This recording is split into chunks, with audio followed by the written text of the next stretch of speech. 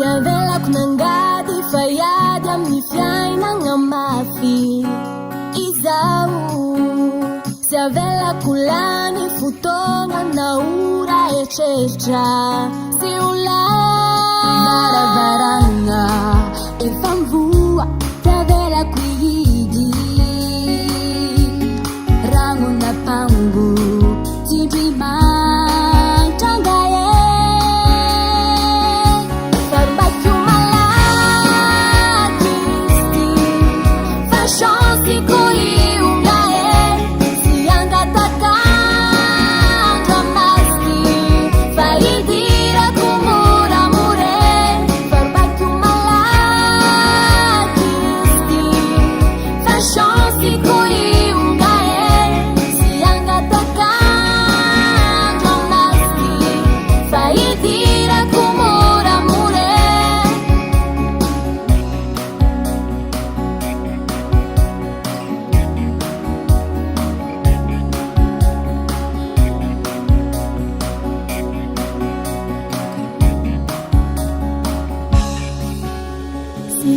dalangan nyalangan tanang fazanggar bateu sara siwe renja nangang si capu sangaja maringiza atenga tangala banangira hitam baswangru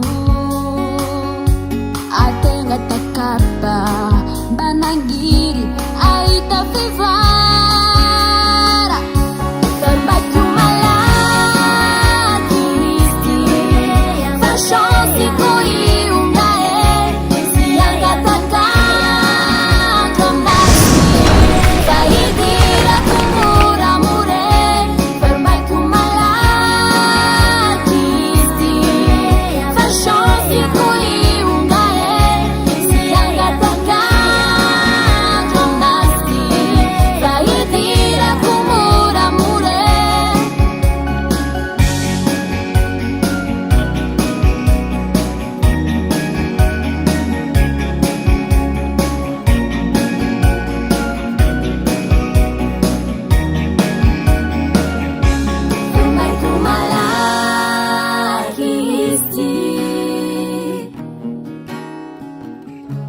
Siang katakan domnasti